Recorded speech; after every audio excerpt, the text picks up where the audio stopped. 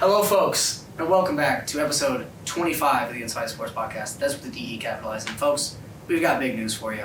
This is actually our last podcast of the academic year.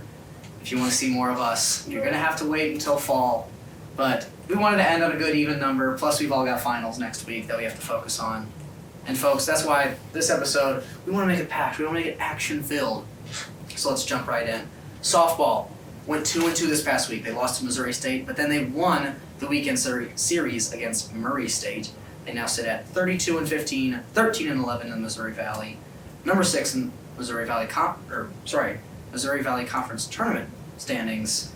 And according to this, we would face UIC on day one, which we should expect a win there for sure. Nevertheless, you don't want to go in too confident. So, pretty interesting weekend, right? I believe we lost the first one to Murray State. The second one was pretty low scoring, and then the third one had to be a thriller, 12-11 finish. Joey, tell me what you saw out of the girls this past week. Yeah, well, that was just the last home series of the year, and they celebrated Senior Day in that game too. We won, I believe, 1-0. That was a close one too. But just want to say congrats to all the seniors on this team. They've been very important this year, at least in our lineup. But right now, like you mentioned, we sit at number 6, and I just think that's unbelievable to think about with the huge start that we had this year. We were talking about how they were going 4-0 each week for the longest time, and then once conference season came here, they haven't been doing as bad as what they could have been, but at least compared to the pre-conference season, it's obviously hasn't been the greatest since they're sitting at number 6 anyways. But the best spot at this point in the season, with only 3 games left they could get, is number 4.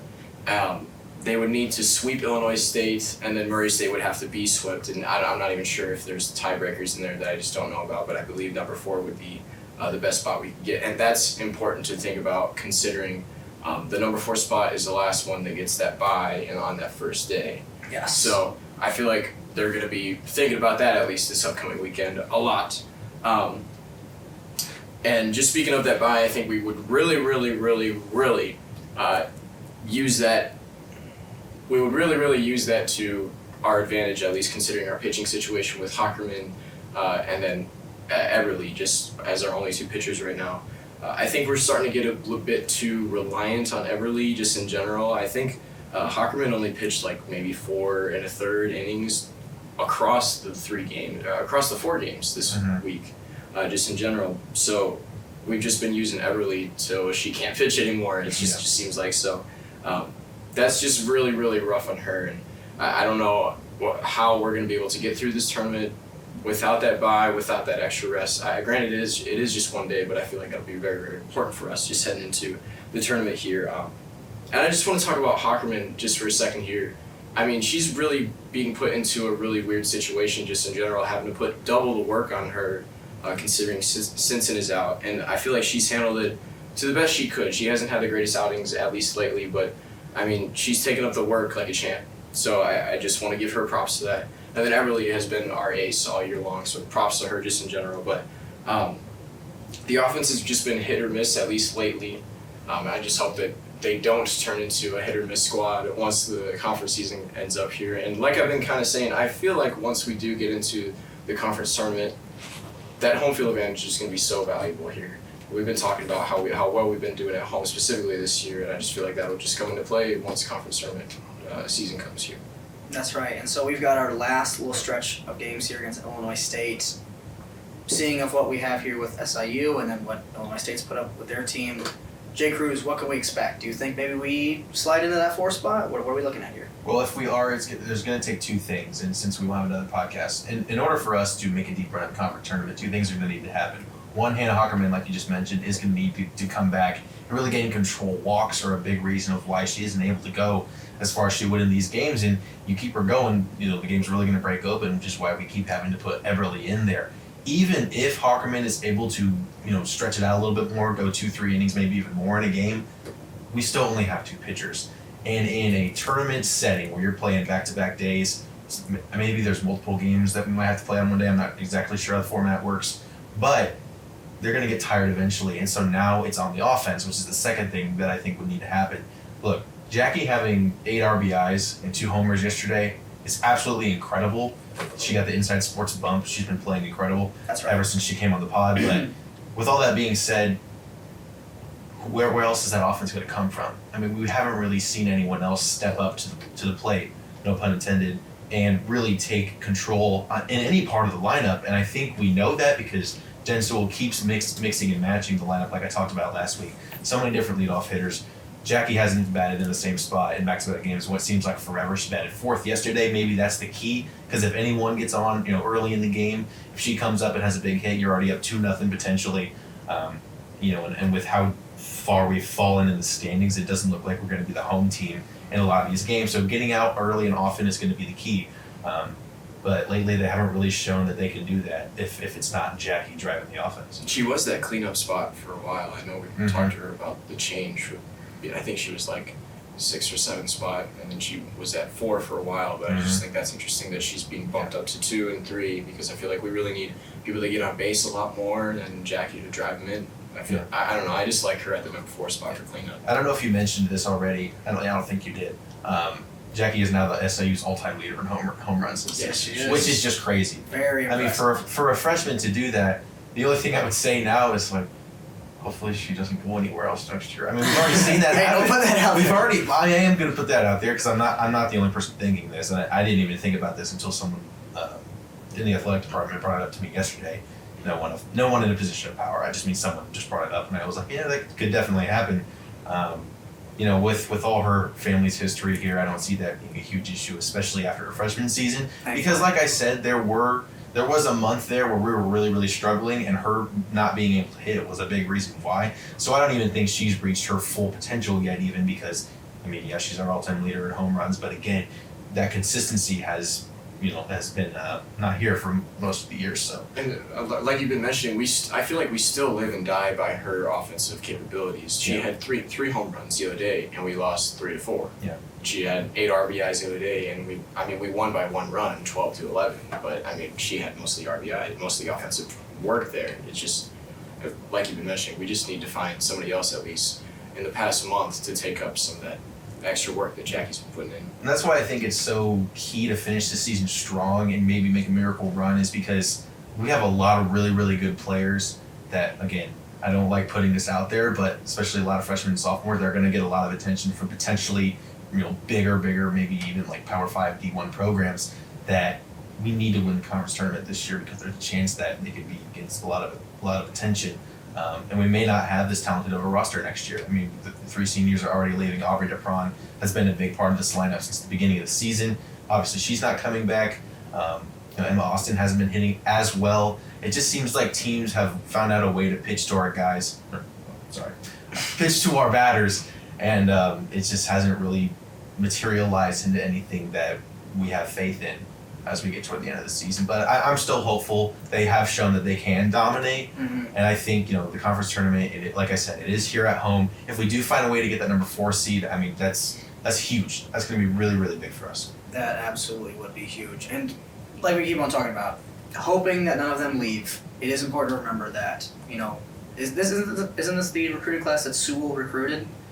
The freshmen are, yeah. Yes, so... For the most part, Carrie Blaylock did have, and she talks a lot about this on the broadcast, that she did have a big hand in it. But ultimately, yes, it's on the new head coach to keep them here, especially in this age where the transfer portal is such a big deal in college sports, and it goes down to softball. It's not just a big football and basketball thing. I know that's a sport we hear about it a lot in, but it's happened in softball. We had Sarah Harness last year transfer to Nebraska. So had that not happened, I wouldn't even be considering this, but it's trickled down to here. Exactly. But nevertheless, trying to stay optimistic here. Yes. But with Sewell's ability to recruit them, hopefully she can maintain some of them and then also bring in a really great, impressive freshman class for next year too, Absolutely. right? That should be the indicator. Good luck to them the rest of the way. Let's talk about baseball. They had a 1-3 week, so softball ended up beating them this week in the contingency battle. They lost to SEMO on Tuesday, and then they lost the weekend series to Illinois State. Granted, they managed to speak one out, but I would like to see a little bit something better. Doesn't matter though. Illinois State's a pretty solid team. We currently sit at 24-20, 11-7 in conference, and number 3 in the Missouri Valley Conference standing. Pretty surprising, seeing as it's an 11-7 record. However, Missouri Valley's very, very close this year. So, Joey, what have you been noticing for this past couple weeks? Yeah, I mean, just specifically this past weekend, I just feel like it was just a wild couple of games here, just in general, where they've been going. They run ruled Illinois State in one game, and then I feel like what was that second game? They lost by 1 run or 2 runs against Illinois. I think it was 1 run in game 2 against Illinois State, but then it's 5-4. Yeah, and then they lost in extras again. Yeah. So I mean, they kind of like the softball team. They've shown that they can dominate these lower tier teams in the MVC. They just didn't this past weekend. It's just very interesting. They lost both of those game 2 and game 3 very, very close. Like I said, game 3 in extras. But we still don't quite have that guy that's going to be protecting those 1-run leads that I mentioned a while back, just in general, or even the ties in games. I feel like everybody in the bullpen has at least one or two somewhat embarrassing blown leads where it's even 3 or 4 runs. And we had that twice happen here this past weekend. So that's just kind of sad to think about where the potential of our pitching could have been, and we just haven't seen that this year, at least specifically with pitching. I had some stats that I put up here that I just wanted to mention. I kind of divided it up into runs per game, but between their wins and their losses. In their runs per game and their wins, it's 8.25. That's just ridiculous, just in general. But that drops to 4.4 in their losses. So obviously, I mean, that's a given. When they lose, they're not scoring as many runs. So that averages out to be 6.5 runs per game this season. Runs allowed per game in pitching, it's 8.45 in losses. So obviously, when we're losing, we're giving up a lot of runs. That's just a given too. But it goes to 4.04 in their wins. And then that averages out to 6.05 overall. They have a 20-run differential. What some of this means is what I wanted to point out. I feel like when we win, we just obliterate opponents, and when we lose, it's close. I actually didn't count up how many games we've lost by 1 run, but I feel like it's been 5 or 6. I have to say, at least lately. But even earlier in the year, we were losing a couple. But I think that Bradley series, on the road, we lost a couple just by 1 run. It was just very, very close in our losses. So that's mainly just one I wanted to point out. When we lose, it's close, and when we win, I feel like we just obliterate opponents by our crazy offense. And what I wanted to mention, we still haven't seen the greatest potential by Caper Rog. He just this past weekend is starting to figure it out. At least he had a couple RBIs, but he was on a streak where he didn't have an RBI for a month. So just so interesting to me how he hasn't really lived up to his potential this year. And I'm not sure if we're going to see it, to be honest. I don't know if we're really waiting on it anymore at this point, but that's okay. We're trying to figure out how to live without it, at least. Jay Cruz, what are your expectations for the year?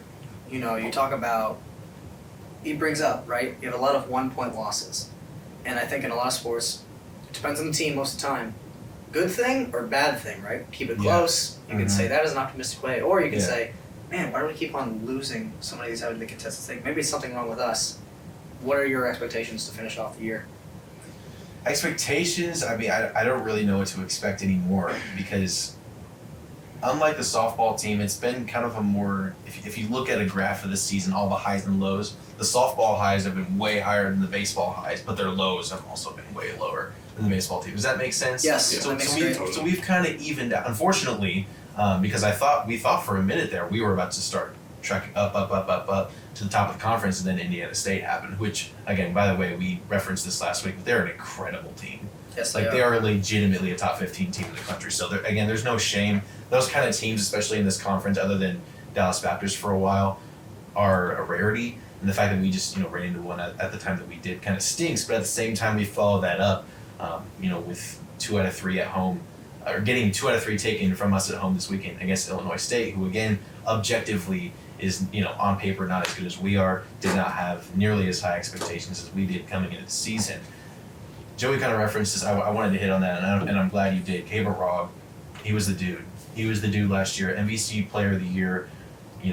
Fielding has been pretty good with the glove. He's been great, but I don't want to speculate. I don't know if he has an injury or not. When he swings, it just looks different. You can tell, our boy Bellinger, when he was on the Dodgers the last couple of years, you could just tell that something wasn't right in the shoulder. I don't really know what it is for Caper. I don't know if he's not seeing pitches as well as he used to anymore. Regardless, him not being even half of what he was last year, is a big deal for this team. And some guys have stepped up. Stephen Loden in particular has been incredible, hitting from the left side, still hitting a lot of bombs. I believe he's second or third in the MVC in that category. The other thing too is I referred to this a couple weeks ago, how some guys who started the year as starting pitchers moved to the bullpen, like Banzani, for example, and he'd been really effective. He's starting to peter off a little bit, despite that middle run he had a little bit. Of course, Steidl has not lived up anywhere near where we thought as well. So, our two best overall guys on the team weren't there, haven't been there for us this season. And this weekend against Valpo, winning 2 out of 3 is great, especially in conference, but Valpo is not a team we should be losing a game to if we have these championship aspirations, which, we did play really well against Indiana State in the first game, so we can compete with them, but they also have home field advantage in this too. So it's kind of a weird thing to try and predict what's going to happen the rest of the season. I'm not as hopeful as I was, let's just say that. And by the way, Jay Combs filling in for Ben Chapman on the mound, he actually pitched really well on Sunday. So I can't come in here and just be like, well, we have injuries. 'Cause clearly that wasn't really why we lost this weekend. Of course. Well, we're going to try and keep our hopes high. We hope that they can make a Cinderella run down the stretch. And unfortunately, we have no Saluki space this week, so let's go on and move to Told You So. Alrighty, folks. On this week's episode of Told You So, I would like to come out and say that I did tell them so, because remember I predicted those 3 upsets, right? We had Knicks over Cavs, correctamundo. Then we had Kings over Warriors, and they got to a Game 7. They did. So you say what you will, right? But the Kings could have gotten it. And then finally with Lakers Grizzlies, which I ended up being correct on that one too. So I factored that into my NBA kind of rankings here. I finished this year 19-7, so you're welcome, folks. Now, I have a couple takeaways I'd like to throw your guys' way. Number 1, we have to talk about Warriors and Kings. Game 7 just happened very recently. Stephen Curry putting up 50 points. Actually, I believe it was 53, correct? No, it was 50, you're right. Oh, okay. Mm-hmm. And that was the highest amount of points ever scored in a Game 7 series. Steph Curry's got a real argument to be maybe even a little bit more in top 10, but top 7. I'm not going to throw that one out there yet. We're going to talk a little bit more about Curry in a second. Next, I want to talk a little bit about the Miami Heat, because I just cannot figure them out. They looked like trash all season long. That's what I believe we came on this podcast, and I was coming out there. I'll say it. I wasn't right about this. I was like, don't believe in the Heat. There's no chance. After they lost to the Hawks, I thought they were dead in the water. I thought the Bulls were going to come in, swoop by, and get that number 8 seed. They almost did. They almost did. They're a couple shots away from getting that done. Yeah. And yet, here the Miami Heat are. Not only did they beat the Bucks, they beat them 4-1. Yeah. And then they go into Madison Square Garden, and now they're up 1-0 in the series. I don't know what to make of them. Who would you take in that series, Miami or the Knicks? Well, Miami hasn't given us a reason at this point to doubt them. I know. Like, Jimmy Butler is, it would be nice to have a guy like him on the Bulls. Jimmy Butler is turning into this just playoff, I guess it kind of is a Cinderella story. The type of story we typically only see in March Madness. We don't typically see this in the NBA. I don't think an 8 seed has made the finals ever. Did the Knicks do it? The Knicks. Okay, the Knicks. That was what I was thinking. Yeah. But that was one of the weirdest years of all time. And they didn't win it, but they still made it. We could definitely see that again here with the Heat. The reason I say that, too, is because that Celtics-Sixers series, which is going to be incredible, by the way, which is all dependent on Embiid's health, which, he's injured. He's questionable for every single game of the season, so I do think he'll play a majority of the games in that series. I think they just rested him. I think they're just going to rest him this game 1 and then have him kick butt. But with that being said, the Celtics and Sixers are going to beat each other up. I could see the Heat, if they do end up, which I'm not going to make a prediction or anything, if they do end up making quick work of the Knicks, I could see them giving everything they have to the Celtics or the Sixers. I'd probably pick the Celtics, so let's say it is the Celtics. He could easily end up in the finals, and we have to just forget that they're an 8 seed now. I mean, they are a legit playoff team. Say what you want about Giannis being hurt, even when he did play, you could just tell that they were just on a different level.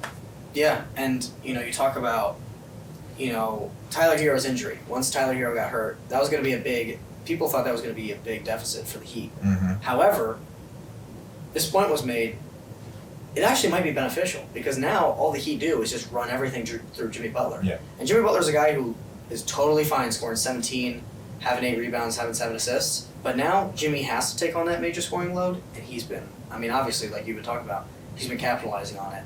And it's almost like you're cutting the bull crap. Yeah. Like, it's just all Jimmy. It's a Jimmy show right now. And for good measure. I mean, this team, it's a special team. I cannot believe the Cavaliers just cut Kevin Love and said, oh, yeah, just go to the Heat for free. Crazy. You got to trade him. You got to get at least something out of that. Total scraps just picking up there, but it's not scraps. It's like, what's the expression? Is like, one man's trash, another man's treasure. Yeah. That's how this is going for them. Mm-hmm. And so my final point that I wanted to bring up before we talk about Steph Curry, because I want to get there. I have this blazing hot take that I just have inside that I need to let out. We need to acknowledge that this is one of the greatest playoffs we'll have in a while. Oh my gosh, yeah. Because I think that every team left has a legit chance in some way, shape, or form to win a title.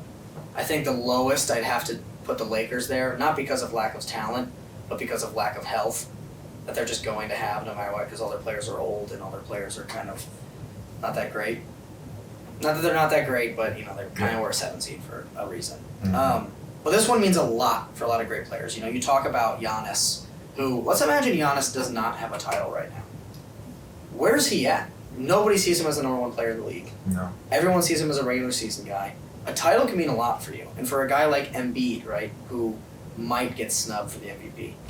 Cut that out if not. Have they announced the MVP yet or no? I don't think so. I don't think so either. Yeah. Okay. So, you talk about a guy like Embiid who might get snubbed for the MVP. I doubt it. I think he wins it. But this could be the year that Jokic wins it. And people start going, and Jokic can look at everybody and goes, oh yeah, I mean, I didn't win the MVP, but I won the championship, right? Yeah. This is a very, very important legacy year. I also wrote on here, think about it, right? The Suns, to me, this is still a legit championship for Chris Paul if he goes on and wins it. Mm-hmm. Like, this isn't like him at 42 signing with the Warriors who have somehow re-signed KD in the future. Like, this is a real legit championship. And then that leads me to another guy that this could mean a whole lot for is Steph Curry. Yeah. A guy that the more and more I watch basketball, and the more and more I take in these games, is there an argument that Steph Curry is the best player in the NBA right now? Jay Cruz, take the floor. Now here, can I actually, don't take the floor. Let me give you a little bit of my... all right. I know, because I wasn't even reaching for it. Go ahead. Giannis lost in round 1. Yes, he was out 2 of those games. Steph Curry, although he was pushed to 7, when I think of I don't think there's a guy that I'm more confident right now having on my team and his ability to show up in big moments, be there when my team needs him, spread the ball, do all the right things. Mm-hmm. I don't think there's a guy like that, like Steph Curry in the league right now. And I know that Embiid's great.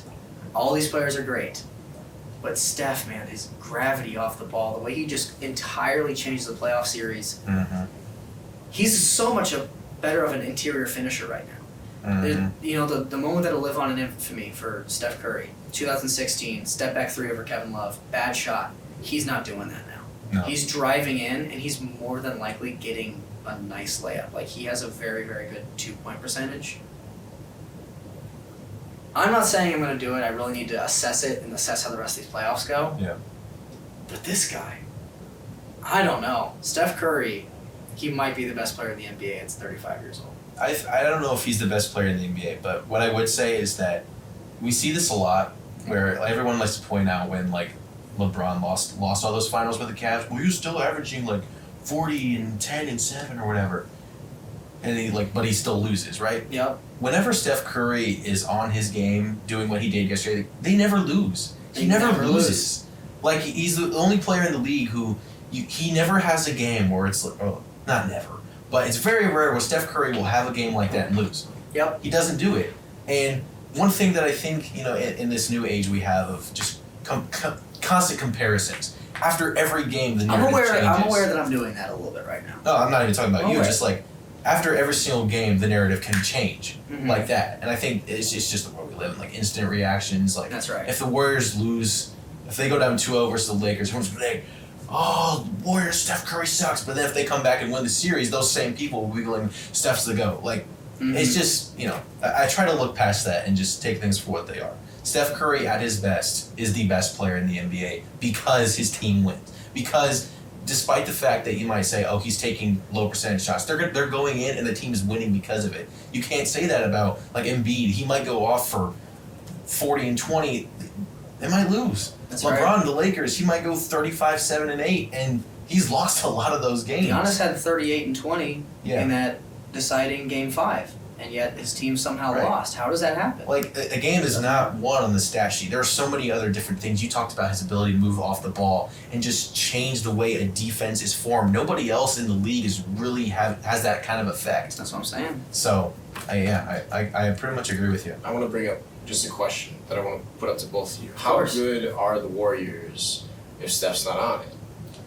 They're not great. Steph's not there. They were the worst team in the NBA back in, 2019, 2020? 2020, yeah.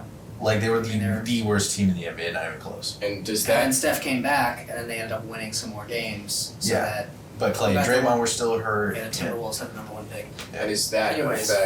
is that Steph Curry effect bigger than any other effect that anybody else has in the league? Yeah. They're like Giannis, LeBron, Totally. Yeah. Embiid. 100%. I'm gonna throw Jokic out there because the Nuggets without Jokic, Yeah, but the thing about Jokic though they're is great. he's never really had like a huge injury where he's missed a ton of time, so there's not too much data on that. Yes. There's not too much data on that. We'd have to see that, but I mean, I would still stand by that. I think Steph Curry has the most impact on whether or not his team wins or loses because we've seen all these different, great players right now. They've had injuries throughout their career, and typically they're on really good teams anyway. So the other team is still, the other guys on the team are still able to pick it up. I think it speaks to just how well the Warriors work as a unit. Because I think if they were missing any one of those, they've never won a championship missing any one of those guys, as far as I remember. So, yeah, it just speaks to it's what you would want as like an NBA fan. You want homegrown talent with maybe a couple free agents sprinkled in there. What the Warriors are doing is really unprecedented, and I could do a whole nother podcast talking about how I think they're the second best dynasty of all time. Yeah, super loyal Warriors fans that have been there before the emergence of Steph Curry. Right. I mean, could you imagine if the Bulls, Yeah. imagine we get a nucleus like that?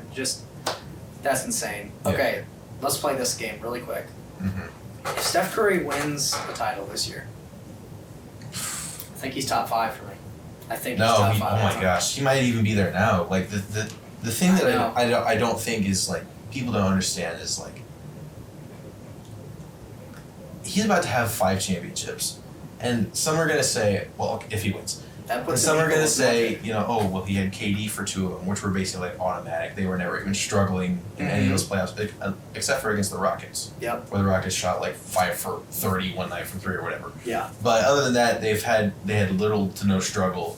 He has found a way without KD to just transcend his legacy, to transcend the way that he and the Warriors play. Like I said, as much as I do think he has an impact, I don't think that, like I said, if they didn't have Clay this year, I don't think that they would be anywhere close to where they are. I don't think they could compete with the Lakers. If they didn't have Draymond, as crappy as he is on the offensive end, at least shooting the ball, I don't think they'd be where they are. I think the Warriors, like I said, are doing something that I don't know if we'll ever see again, just because of the new age that we are in. Guys constantly wanting new environments, new places, and the Warriors have stuck together, and through Drake, Claymon, and Steph have just stayed here. And I said Drake, You Claymon. did. I didn't know if that was like a bit. I don't know what was- Draymond, and Steph have stayed together for almost a decade now and are still winning championships. I'm. Are they your You can't favorite? tell I'm baffled by it. Are they your favorite? My in the West? favorite? Like No, your favorite? no, they're not my favorite in the West. I Still, don't think they are either. I mean, with the way that the Nuggets looked against the Suns know. in that first game, I mean, Don't be think- fooled by a game 1. No, It's I'm the not. dumbest thing you I'm can not do. going to be fooled by the game because the Suns also lost game 1 of the Clippers without PG too, and that was kind of weird. So That's right. you know, And Suns went on. the Suns have KD, so I'll tell you what. I'm personally rooting for the Suns. If there's one team that I'm up by 4 with 4 minutes left, the team I'm most scared to play is the Warriors, because they've been in so many I'd agree. situations like that. Mhm. And every single time they play the Kings, and it was a 4-point game, they kept it close the rest of the way, or Yeah. they won the game. Yeah. So it's like, it's a tough one. I don't know. I hated on Steph Curry for a long time. After once he knocked out my old Kevin Durant Oklahoma City Thunder, I used to be very loyal to them outside Yeah. of the Bulls, Mhm. and then Kevin Durant kind of ruined it for me. But still, I do have some Thunder fandom. Yes. I didn't want to say Thunder fandom right there, but I think that Steph, man, he probably is my favorite player to watch. outside of, a couple of the young guys that I really root for. Yeah. And what he's doing is really, really just incredible. That's all for the NBA. I can't wait for the rest of the playoffs. Yeah. However, let's take a little blast to the past. Jay Cruz, let's talk about the draft, buddy. Yeah, the We're draft all was excited. the draft was pretty. I almost said crazy, like Klay Thompson, Draymond. Oh my gosh, the draft was crazy. We got a chance to be together for the Thursday night portion of it, and we'll get into that a little bit. Yes, we will. I did because as you can tell by Cole's body language right now, it didn't really go the way that he wanted it to. But I'm gonna try to spin zone it later, and maybe it's not the worst thing in the world. Sure. But I did give out a list last week for people who were, who maybe didn't pay attention to the Friday, Saturday portions of the draft. I gave out some players that I think are really, really good, if they're drafted in those rounds. And so I added up, I put all the teams that they ended up going to, and I added up some of the teams that had multiple players that I had on that list. If you want the full list, go back and watch last week's episode, because I'm not going to go through all of them again. But the Browns had 2 of the players on my list. The Saints had 3 of the players on my list. So shout out to the New Orleans Saints.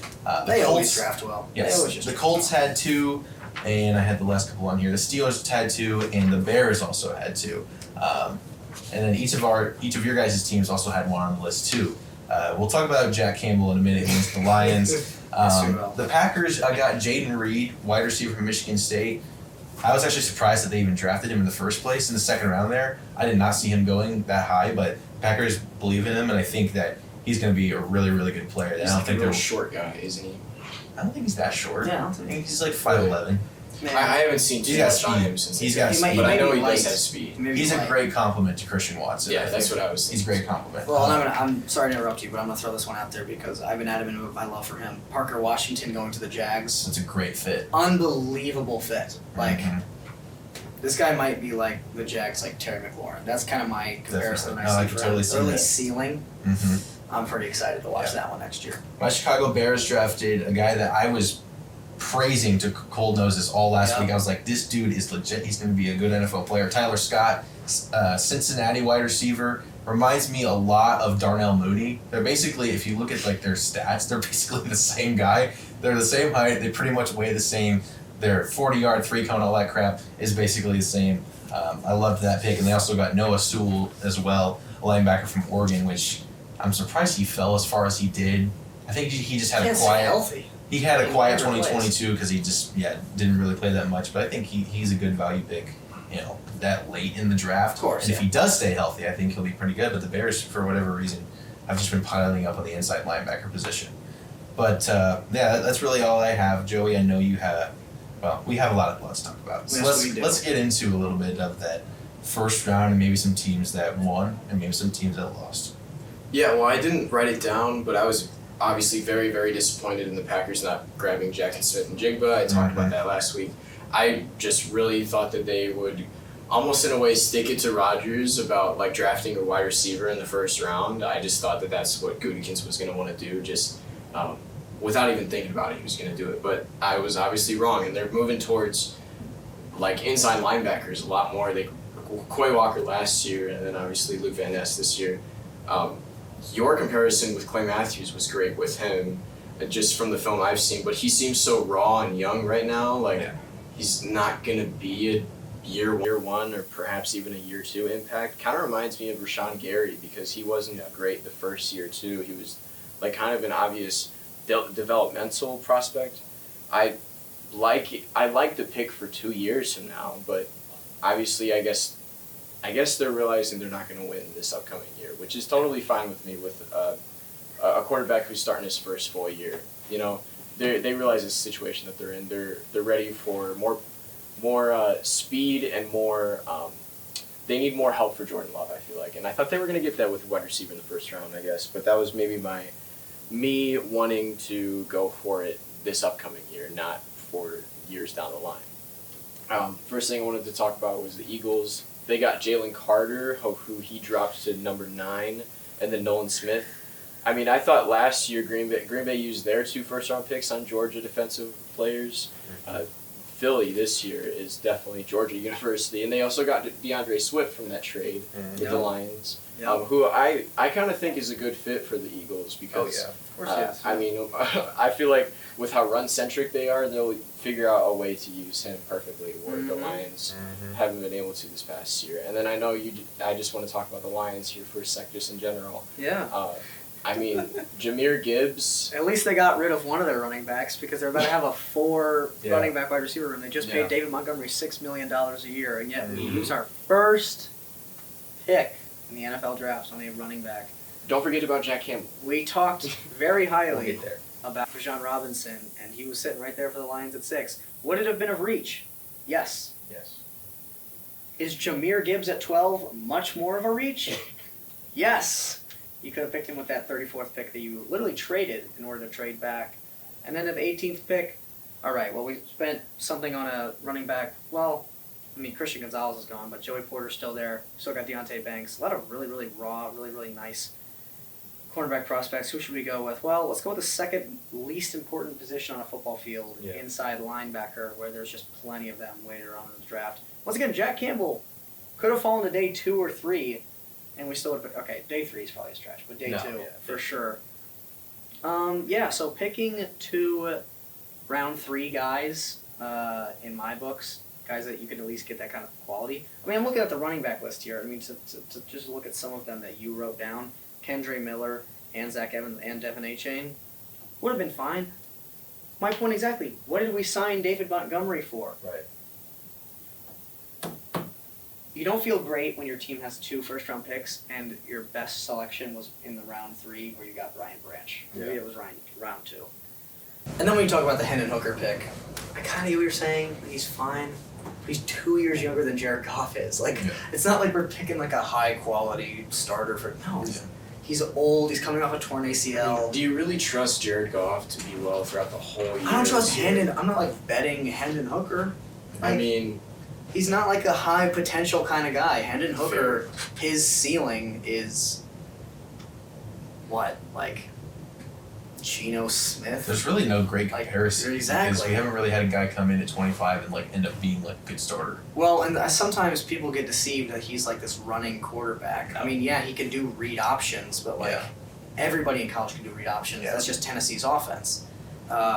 He's not much of a running guy. I mean, he's clearly no Anthony Richardson, but nobody is, I guess. Will Levis is a better runner than her. Lions, not happy. Brian Branch fell. Oh, you're... Yeah, just cut that out. Sorry. I did one of these, and I don't like when the audio does that. So, I don't know. Not a great pick. Happy we picked up Brian Branch because at least we got 1 DB, right? Mm-hmm. But, man, it's been a pretty rough one. Let's move on from my team. Can I just say one thing? Because you're pretty down in the dumps. Sure. I'm going to raise your spirits maybe a tad. They're all quality guys. Here's the thing. It's fine. Especially with the Gibbs and Campbell picks, I had Campbell on my list of players that if your team drafts them, you should be happy. Like I said, the point of that was for guys that would be on day 2 or 3, but it doesn't really matter. Jack Campbell's going to be a really, really good player. Yeah. Jahmyr Gibbs is probably going to be a really, really good player, especially as a receiving back. You've got Montgomery, the guy you're going to hand the ball off to. Here's the thing, though. You kind of already referenced this. Neither of those positions are going to, drafting that high at those positions are not going to add wins to your football team. Not at all. Like you said, you could have drafted a Kendre Miller, and you're probably going to win the same amount of games as you did with Jahmyr Gibbs and Jack Campbell. And I don't know what else they would have done at 18. Probably another DB, like Joey Porter, for example. That was there that, they need corners. They need corners. Who do they have? They have C.J. Gardner-Johnson. C.J. Gardner-Johnson, who's not a number 1 corner. He's never been a number 1 corner. He's been a slot corner at best. Did not get a pick 6 in the Super Bowl. Did not get a pick 6 in the Super Bowl. But no, he's never been number 1 corner. Can I throw out one more trash pick? Because we used our 34th pick on Sam Laporta, while Michael Mayer was the next pick. Yes, and the Packers drafted 2 tight ends in this draft. Yes, they did. Which was crazy. They drafted Luke Musgrave. When they did that, I was so freaking happy. The Lions and the Packers are both screwing this up. But you called it. You said that the Packers would draft a tight end in the first or second round. I thought they would double up possibly in the second round. Double up to give it to the next person. I mean, I think they got one in the second and then one in the third. And I think the other guy, I can't even remember the other guy's name, but he's supposed to be our Tucker Kraft. Tucker Kraft. Yes. He'll be our Oh my gosh, I blocking- got Tucker Kraft. Yeah. to be our I think he blocking was South type. Dakota State, I think. Yeah, Yeah. he's fine, but like. I just I don't know. I wanted like Michael Mayer As or your other guy. Well, we could have had him. Yeah. So no, we're gonna go with Sam Laporta. As a Bears fan, I was very happy with the Lions and Packers drafts because I don't think I am sorry, and maybe I end up wrong on this, and this will be a freezing cold take for next year, but I don't think either team really got that much better in the draft. Whereas the Bears, I mean, we just needed players, so obviously we're going to get a little bit better, but I think they did a really good job. The Really NFC did. North might be the worst division in football next year. There's a really good There's chance. a really good chance of that. There's a really good chance. The Vikings were I think probably they got the worst quarterbacks. There's an argument to be made. We'll have to look. We'll have to see if Jordan Love becomes a top 15 guy or not. GOAT. I mean, Unbelievable. average QB I can't rating, believe they're this guy's probably hoping. oh my goodness. I want to talk because you guys drafted the guy that I had talked so much about before the draft, Darnell Wright, and how my love for him. Yes. That's what makes it worse, Joey. Is that Yeah. not only did our team suck, but the Bears It got actually better. did a really, really good They did job a in this great year's job. draft. And I got to give them credit because usually it's the other way around. It's like your team sucks in the draft, Yeah. and then my team does. Maybe 1 year we do great, 1 year we do bad, and then Joey's is just.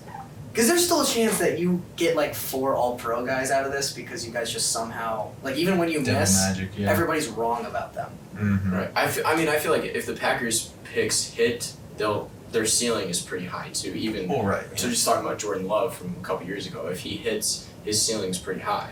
But the Bears, I just wanted to bring up with my second point. I was going to bring it up earlier, but they got Darnell Wright, and you were upset about that at first. I remember when we were at that night, but A little bit. it seems like But only I because of agree. losing Jalen Carter. It am I wasn't correct? even like Yeah. losing Jalen Carter. I just feel like we didn't need to trade. Why did we have give him a 4th round pick? It is what it is. But like, why did we have to trade to do that? I'm not really sure. Maybe like the Eagles thought we were gonna take Jalen Carter, and because right after the Eagles made the trade, took Jalen Carter, and they had the draft clock in the quarter. Almost immediately the Bears made their selection. So to me that was like you were gonna take Darnell Wright anyway. I highly doubt the Eagles would have taken Darnell Wright.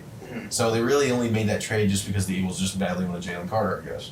So I mean, I didn't really see the point in that. But with all that being said, Darnell Wright, I hadn't really watched a ton on him heading into this weekend. He's a unit. Yes, he is. He's a unit, and we needed a right tackle, and that was the perfect pick. That was the perfect pick, honestly, at 10 because the Bears, once again, Ryan Poles for the second year in a row has not made like the sexy picks, especially early on in the draft. He drafted back-to-back defensive tackles, which I thought was pretty interesting. Or no, maybe not back-to-back, but like 2 in rounds 2 and 3. But looking back on it, our defense was terrible last year, despite having a great middle linebacker, which, like I said, middle linebackers don't matter. And the fact that he just went defense, got a great corner from Miami too as well. Poles killed it, and I think we still have a lot of cap room too. So any last holes we have to fill, I think we're going to do that in free agency. And with how the Panthers are looking next year, we're probably going to have 1, maybe even 2 top 10 picks. And still talking about the Bears, I want to mention something that Adam Rank, big Bears fan, mentioned in a TikTok I actually saw. But each Bears draft pick had a relative athletic score of 8.0 or higher. So they obviously seem to have a type. Yes. And they needed an athletic tackle a big body that can move too. And I feel like Darnell Wright is a really good pick after, just hearing your thoughts that night, Thursday, I wasn't really happy about it for the Bears. But I mean, looking at some of the stuff that people have said about him, I feel like it's a home run pick. Also, they got Bijan Robinson's backup. That's one thing I wanted to ask you, Cole. As a Texas guy, you got to watch a lot of Roshan last year. Do you think it was one of those situations where, just because of how amazing Bijan is, that Roshan Johnson didn't get as much shine as maybe he could have, and that he's a guy that maybe could have started at pretty much anywhere else in the country? I would be just as happy if the Lions drafted Roshan Johnson as I am if they drafted Jahmyr Gibbs. And that says a lot because you guys got him in round 5, am I correct? 4. 4. Either way. Nevertheless, no, Roshan Johnson's a stud. He's a super athletic guy, unbelievable ability to cut. Him and Bijan, their ability to make moves in the backfield. Well, yes. Not like that, but you know what I mean. Roshan, you're going to be really happy with the amount of carries that you're going to get out of him. He's going to be a great 1-2 back for your guys' team. Like I said, it's not. Next point, Joey. Next This point. is depressing. Yeah, we were talking about it earlier. I just wanted to mention some of these positions that were seen as less valued heading into the draft that I feel like at least in the first 2 rounds, we kind of saw some positions go off the board that we didn't really see go. 2 running backs in the first round, of course, one of them, Jahmyr Gibbs. For the Lions, like we talked about, 9 defensive backs were selected in the first 2 rounds. And that's pretty interesting after what we discussed last podcast. I was willing to take a defensive back for the Lions in the first round. Obviously, they didn't take one in the first round, but they quickly went off the board in the second. And then 6 tight ends went off in the first 2 rounds, most of them in the second round, but we saw Dalton Kincaid, I think to the Bills, and like the 25th pick or something like that, late in the first round. But some of those positions that we saw as less valued just went off the board quickly. I just thought that's an interesting note to point out. And then another thing I wanted to mention, my W that I took on Thursday night, we did our mock draft before the draft, and then we also did one kind of during it where we switched up our picks live as some of the trades went down and everything. And I don't mean to brag, but I did get 7 right on both of them for the W against your boy Jordan and Cole here. So, and then What was the pick where you passed me? Because I had the lead. I had a sustainable lead for a while. I think it was Nolan Smith. It was. Yeah, and I switched my pick because we had to go different if we were going to beat him. Mm-hmm. That one hurt. And then, but yeah, I just wanted But to then the mention- other one, I guess you would have gotten the tiebreaker because in terms of our original mock that we did before the draft, I had 1 pick right the entire time. Bryce Young Bryce Young, yeah. to the Panthers. The one that everybody else had too. Yes, yes. There was, not too much pride on that. But, Joey, before we end this wonderful podcast for the year, tell us about some MLB. Yeah, so just a couple points I just wanted to point out really quickly with MLB. Pirates, they are still hot. I mentioned them just briefly last weekend, but they won that series against the Dodgers. They're the most likable team in baseball right now, which is just crazy to think about because I thought they might be like probably the worst team in the NL Central this year, and they're the best team in the National League, which is crazy. Obviously McCutchen, like I mentioned, and then Drew Maggi. Maggie or Matt Maggi? I think it's Maggie. Maggie. I think so. Okay. Yeah. I hope that's what it is. But he got his first RBI and first hit this past week, which was very, very fun to see. We love to see some of those guys that went through the struggles of the AAA for the longest time do well when they come up. So that's great. And then, they're not only winning, but their offense is just excelling really well. They won that series against the Nats, and they're scoring 7-8. They scored 7, 8, and 6 runs against a good Dodgers team, too. So they're back up, and I'd be very ecstatic if I was a Pirates fan right now. Mm-hmm. Some team I haven't mentioned right now are the Orioles. They're just quietly doing very well. They're the second best AL team in the league right now. And I feel like the Rays' dominance has just completely, put them under the radar.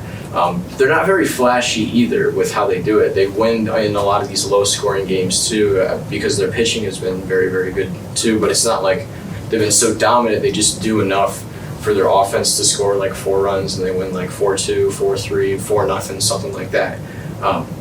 They're just not the flashiest team, and they're the second best AL team in the league. So that's great. And then I know me and Jordan will enjoy this section. The Cardinals and the White Sox are downhill right now. Both not needless to say, I specifically wanted to mention the White Sox because we mentioned the Cardinals already, and I feel like the Cardinals are just going to be back up in the next month or so. But the White Sox, they were my pick for the AL Central title. They were on a 10-game losing streak, and they just seem like they don't want to put any effort into baseball right now. They're not having fun. The other day, for crying out loud, they took a no-hitter into the 7th, and they ended up losing 12-3. What team does that? Obviously, Crazy. a team that's not dedicated to anything whatsoever. Yeah. So nobody's disciplined on that, and like I mentioned, just nobody cares anymore. I just don't get it. I feel like if I was a White Sox fan, I'd want to sell the team, just in general. Everybody, Definitely. just get rid of them all. Yeah. We need to do a whole other podcast on Jerry Reinsdorf, the owner of the White Sox and the Bulls. Oh, that's a good one. Totally. Good point. That would be a good one. Chicago teams, in general, just Down bad. Down bad. But yeah, I love to see it for me as a Cubs fan, seeing the White Sox and the Cardinals not doing very well. But that's just me. I want to see good baseball, and the White Sox are not playing that right now. So. Yeah. And I guess on that note, folks, this has been episode 25 of the Inside Sports Podcast. We want to thank you so much for watching all year long. we're pretty excited. We hope to have more podcasts coming to you guys next year in the future. For those that don't know, I will be editor-in-chief next year at the Daily Egyptian, which is great. We still got Joey returning though. We'll have Jay Cruz doing stuff on the side for us. We want to thank Julian right now. It's our great producer. Julian, get in front of the camera. Get in front of the camera. I don't know if they've seen you yet. Is this even done yet? Dude. Yo! Oh, yeah. That's Julian. Kylan's not here today. He's our other producer. I'll put a picture of him up. Yes, put a picture up in there. We thank you so much, folks. You guys have a wonderful year. Please, if you're listening to this on Spotify, give it a like. Give it a follow. And if you're watching this on YouTube, please be sure to give us a like, subscribe, and hit the bell notification. Thank you so much. Goodbye, folks.